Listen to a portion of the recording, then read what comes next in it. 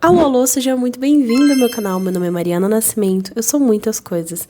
E dentre elas, uma pessoa que não gostava de futebol até essa Copa. Estamos aí chegando, né, no final da Copa do Mundo masculina.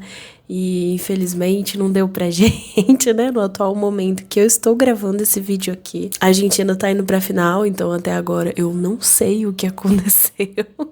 Tô bem preocupada, então, né, se você tá assistindo esse vídeo e já sabe o que aconteceu, se a Argentina ganhou ou se foi a Espanha, deixa aqui nos comentários, por favor, e vamos reclamar junto aí. Bem, ao longo da minha vida, eu nunca liguei muito pra futebol, assim. Eu sempre tive preguiça, sabe? Eu sempre achei, mulheres não teriam o mesmo protagonismo, por assim dizer. Digo, enquanto jogadoras e também enquanto torcedoras. Mas a coisa tá mudando e eu não sei o que foi cargas d'água que mudou, né, nessa Copa, que eu comecei a entender e a vibrar e talvez até compartilhar um pouco dessa paixão por futebol brasileira. Enfim, foi um momento muito doloroso pra mim ali, né? O nosso gol de honra, né, que o Neymar bateu lá e aí ele começa a tretar com o goleiro, e, enfim, preguiça. Mas no momento que ele coloca a mão no peito e ele começa a fazer assim, eu sei que era uma coisa mais de ego, eu sou um jogador, mas na hora eu estava tocada pelo esse universo de Copa do Mundo e tudo mais. E eu entendi aquilo como, aqui é o Brasil. E a gente fez um golzinho pra não passar tanta vergonha assim. Eu fiquei muito emocionada e eu chorei. Eu fiquei pensando, o Brasil é um país de proporções continentais. Nós somos um país enorme, gigante. E pensar que ao mesmo tempo ali, vendo comigo, tantas e tantas e tantas milhares de pessoas estavam assistindo e vibrando comigo, crianças, idosos, adultos. Isso me deixou muito emocionada, assim. E eu acho que qualquer coisa que tenha uma comoção cultural, assim, muito grande, eu acho muito bonito, sabe? Enfim, poderia falar muito tempo sobre isso, mas vamos trazer aqui, né, o que eu me propus a trazer hoje pra vocês. Então, a proposta de hoje é trazer pra vocês os 5 campeonatos mundiais que a gente ganhou, que ano que foi, o que estava acontecendo no Brasil e principalmente que livros estavam sendo lidos nesses anos respectivos. Será que você que tá aí do outro lado da tela leu algum desses livros? Então vamos começar por 1958, foi o nosso primeiro título. Essa Copa foi na Suécia e a final, super emocionante, foi também contra a Suécia, que o Brasil goleou e estocou uma Suécia aí de 5-2. A gente tinha aí o Pelé, o nosso menino Pelé na época, né, que tinha só 17 anos aí. Brasília estava sendo construída, o país estava bem otimista com isso tudo. Junto a isso, a Bossa Nova também tava estourando, o João Gilberto tava lançando Chega de Saudade. A gente tava construindo parte da nossa identidade nacional que a gente tem ainda hoje. Será que vamos continuar aí o país do futebol e da bossa nova? Agora vamos para as livrarias. O que estava acontecendo em 1958, quando a gente ganhou o nosso primeiro mundial? Começamos essa lista aí com Gabriela Cravo e Canela, do Jorge Amado. Foi o livro que consolidou o Jorge Amado, né, como escritor prestigiado. Gabriela Cravo e Canela foi traduzido para inúmeras línguas, recebeu diversas edições. Para falar a verdade para vocês, não tinha muito uma lista oficial como a gente tem hoje, né, dos 5 livros mais lidos, mas a gente tem alguma ideia, alguma noção por conta da documentação das gráficas e tudo mais. Mas não é uma coisa muito certinha assim, pelo menos ainda não nesse ano. A história acompanha Gabriela, uma retirante que chega à cidade de Ilhéus em busca de uma vida melhor, trabalhando como cozinheira do bar de Nassib. Ela conquista todo o seu redor com a sua espontaneidade e liberdade. Ao mesmo tempo, o romance retrata uma sociedade em transformação, dividida entre os antigos coronéis do cacau e uma nova elite que começava a surgir. O próximo livro, Grande Sertão Veredas, de João Guimarães Rosa, na verdade tinha sido lançado uns 2 anos antes, mas começou a circular ali pelas universidades e começou a ter sua popularidade ali em 1958. A história trata de Riobaldo, que narra sua vida como jagunço no sertão mineiro, enquanto reflete sobre amizade, amor, violência, destino e a eterna dúvida sobre a existência do diabo. Acho que todo brasileiro ouviu falar nessa obra, né? Eu ainda não li. nenhum desses 2 livros até agora, mas me conta você que tá aqui acompanhando essa lista que eu preparei com todo carinho. Você leu algum desses livros? Assiste até o final e me conta, que eu quero muito saber. Quero saber também se você viu alguma dessas copas, que copa você viu, quantos anos você tinha. Vamos bater um papo aqui que eu gosto bastante. Outra obra que estava sendo muito lida, que eu achei muito interessante, coloquei até na minha lista de leituras, é O Encontro Marcado de Fernando Sabino. Eduardo Marciano cresce tentando encontrar um sentido para a vida enquanto enfrenta dúvidas sobre carreira, religião, amizade e amor. O Fernando Sabino é o mesmo autor que escreveu O Homem Nu, se eu não me engano, e eu lembro de ter lido alguma coisa, crônica. Eu gosto muito de Carlos Eduardo Novaes, eu já li alguns livros dele, eu nunca li Fernando Sabino. Mas, não sei se eu tô muito errada, na minha cabeça os 2 são jornalistas e eles têm estilos parecidos. Posso estar doida. Mas, se eu tiver certa, me interessa muito ler e me interessei bastante por essa obra. 4º livro dos livros mais lidos no ano que a gente ganhou o nosso primeiro título. Um livro francês, Bonjour Tristesse, Bom Dia Tristeza, né? De François Sagan. O romance da jovem escritora francesa virou um best-seller mundial poucos anos antes e seguia sendo um dos livros estrangeiros mais vendidos e comentados no Brasil no final dos anos 50. Durante um verão na Riviera Francesa, uma adolescente manipula os relacionamentos do pai sem imaginar as consequências de suas escolhas. François Sagan tinha apenas 18 anos quando publicou o livro. Nunca ouvi falar na minha vida, gente. Nunca, nunca, nunca. 5º livro, Pequeno Príncipe, de Antoine Saint-Exupéry. Um piloto perdido no deserto conhece um pequeno príncipe vindo de outro planeta. A conversa entre os 2 transforma numa reflexão sobre amizade, amor, infância e o verdadeiro valor das coisas. Esse daí, né, todo mundo já ouviu falar. Já li. É o primeiro que eu já li aqui, que vergonha. É um dos livros mais traduzidos da história. A próxima Copa que a gente ganhou já foi em 1962. Essa Copa aconteceu no Chile. Pelé se machucou no começo do jogo, mas o Garrincha assumiu o protagonismo e a gente conseguiu aí chegar nas finais e vencer o campeonato. No cenário político, o Brasil ainda estava vivendo aquela euforia da inauguração, né, relativa à inauguração de Brasília, mas no cenário político, João Goulart aí entrava para a presidência e a gente começava a enfrentar uma instabilidade. As tensões aí estavam... E tudo acabaria culminando no golpe militar de 64. E agora vamos pra literatura, né? Muito curioso a gente pensar as obras que mais estavam sendo lidas num momento pré-ditadura no Brasil, né? Vamos lá. Em primeiro lugar, um livro que eu li também, maravilhoso, que muito feliz de ver, assim, não sabia. É um livro que foi lançado em 1960, O Quarto de Despejo, da Carolina Maria de Jesus. É muito legal ver, né, que a literatura periférica estava tendo espaço nesse momento aí, né, do Brasil, mas se eu não me engano, quando eu li O Quarto de Despejo, eu vi que a Carolina Maria de Jesus, infelizmente, não conseguiu receber esse dinheiro ou usufruir do sucesso que ela fez em vida. Eu acho que bem no fim da vida, ou ela recebeu esse dinheiro, ela gastou tudo e depois acabou ficando mal das pernas de dinheiro de novo. Alguma coisa muito injusta, assim, que me marcou bastante. Na edição eu vou deixar aqui a informação certinha pra eu não sair falando besteira aqui pra vocês, mas... é uma grande pena que ela não tenha, de fato, usufruído financeiramente do sucesso da sua obra. Carolina registra em forma de diário sua rotina na favela do Canindé, em São Paulo. Entre a fome, pobreza e o preconceito, ela mostra uma realidade que quase nunca aparecia na literatura brasileira. O segundo livro é também da Carolina Maria de Jesus. Que coisa boa, gente. Casa de Alvenaria. Cara, é outro livro que vai pra minha lista aí, ó, da Amazon. Sinopse, né? Agora vivendo em uma casa de alvenaria, Carolina percebe que deixar a pobreza não significa deixar pra trás o preconceito e as dificuldades. Nossa, deve ser muito doido. O livro funciona como uma continuação do Quarto de Despejo. Terceiro livro, temos A Maçã no Escuro, de Clarice Lispector. Mas se eu contar pra vocês que eu gosto muito de Clarice, já li alguns livros dela e nunca tinha ouvido falar em Amassando o Escuro. Eu tô me sentindo meio humilhada. Martin foge acreditando ter cometido um crime.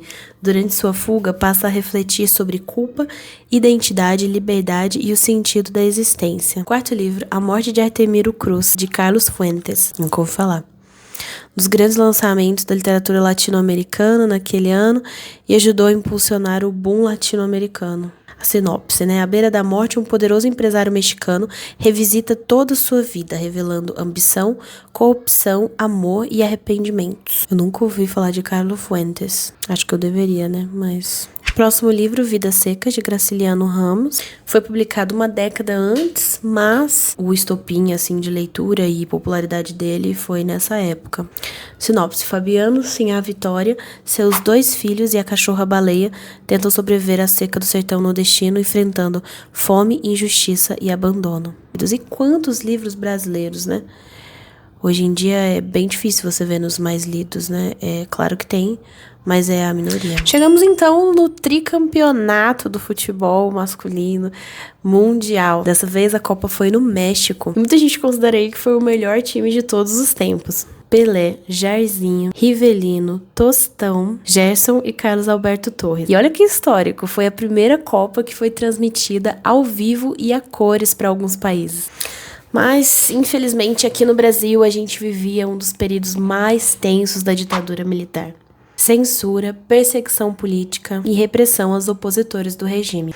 Outro fato aí que vai influenciar nos livros, guarda isso aí, é que 1 ano atrás o homem tinha pisado na Lua pela primeira vez. E os debates sobre ciência, tecnologia e até a teoria pro alienígenas ficaram bem fomentados nessa época. Então vamos pro primeiro livro. Eram os Deuses os Astronautas, de Eric van Daniken. E aqui a gente já começa a ter realmente uma lista mais oficial, por assim dizer, dos livros mais lidos. Então eu posso falar com um pouco mais de segurança, assim, que esses livros realmente estão entre os 5 mais vendidos nesse ano. Esse livro passou meses entre os mais vendidos. Vamos para a sinopse. Von Däniken propõe que diversas construções antigas, como as pirâmides do Egito, as linhas de Nazca e monumentos da América Latina, seriam evidências de visitas extraterrestres na antiguidade. Hoje sabemos que suas hipóteses não têm respaldo científico, mas o livro ajudou a popularizar as teorias dos antigos astronautas, influenciando documentários, filmes e séries até hoje. Meu Deus do céu, você imagina você ter um best-seller como é só de teoria da conspiração, que combina muito com o regime que estávamos vivendo, né? Como que influencia as coisas, né? Bizarro, bizarro. O segundo livro é 100 Anos de Solidão, do Gabriel Garcia Marques. Tô gostando desse boom latino-americano, Brasil, tô gostando. A história acompanha 7 gerações da família Buendia na cidade fictícia de Macondo. Misturando acontecimentos históricos com elementos fantásticos, o livro fala sobre solidão, amor, guerras, política e a repetição dos erros humanos. Gabriel Garcia Marques ganhou o prêmio Nobel por causa dessa obra. Tá na minha lista. Infelizmente, não li. Próximo livro, O Poderoso Chefão, de Mário Puzo. A gente não vou fazer sinopse de Poderoso Chefão, não. Você não viu o filme? Tá errado. Então vai assistir. Eu não li o livro ainda, mas eu assisti todos os filmes, enfim. Tem que ver, gente. Simplesmente tem que ver. Quarto livro, Love Story, de Edith Segal. Parece que foi um filme aí de sucesso, que foi escrito o roteiro junto do filme na década de 70 e eu nunca ouvi falar de nenhum dos dois. Eu fico pensando assim, pessoas com mais de 60 anos assistem aqui, 50 anos, devem se sentir como eu me sinto quando a geração Z não entende minhas referências.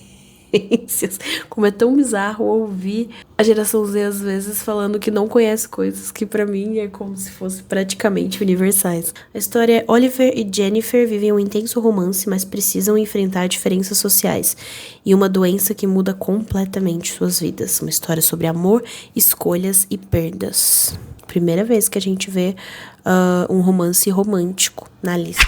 E o quinto livro desse ano, O Arquipélago, de Érico Veríssimo. A família Terra Cambará atravessa diferentes momentos da história do Rio Grande do Sul e do Brasil.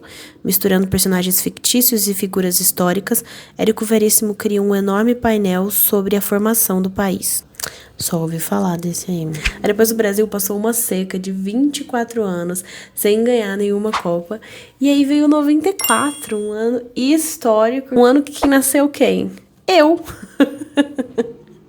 Já cheguei já, o quê? Com vitória. Aí deve vir muito Paulo Coelho, quer ver? No cenário político, o Brasil acabava de criar o Plano Real. Eu pensei disso, porque a notinha do meu parto tá em cruzados. Depois uma outra coisa, assim, que eu nasci já era em real. Então, bem na transição mesmo. A internet tava engatinhando, os videogames aí também. E Paulo Coelho era um dos escritores mais lidos do planeta.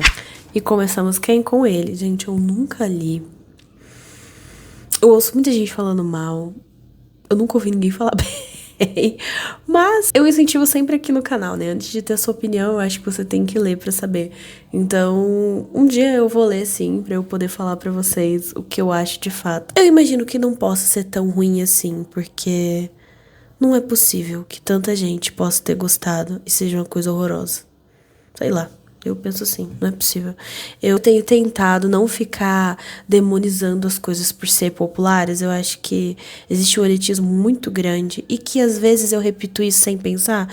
Tipo, ai, nossa, isso é muito popular, é escrachado. Ah, então é horrível. Gente, chega desse movimento, sabe? De achar que uma coisa... Às vezes quem fala mal leu, né? Mas, enfim... Vamos ler primeiro, vamos saber o que é pra depois falar e não ficar renegando tudo só porque a coisa é popular. Então, Na Margem do Rio Pedra, eu sentei e chorei. Livro de ficção mais vendido nas listas do Datafolha durante vários meses. Tá aí, fiquei curiosa. O outro livro é O Alquimista. Dispensa também Paulo Coelho. E o que é legal, né? Temos aí 2 livros brasileiros, né? Mais que seja do mesmo autor. A sinopse do Alquimista. Santiago, um jovem pastor espanhol, parte em busca de um tesouro escondido no Egito. Pelo caminho, aprende que a verdadeira riqueza está na própria jornada. Não esperava, gente. Eu não sabia do que se tratava esse livro. É o livro de ficção brasileiro mais vendido da história. Vamos ver se isso procede. Então, aqui deu Meu Pé de Laranja Lima. Nossa, que eu achei horrível demais. Detestei. E O Alquimista. Terceiro livro aí de 94, O Rei Leão, uma adaptação da história, né, em livro. O que é muito curioso, porque era o meu filme favorito. Como a gente é extremamente influenciado com o que tá, assim, né, no mainstream. Eu lembro de assistir loucamente enquanto bebê, Rei Leão, 300 vezes.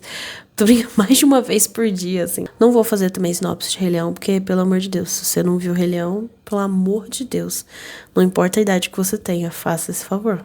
Quarto livro, Memorial do Convento, de José Saramago. Durante a construção do convento Mafra, em Portugal, Baltazar e Blimunda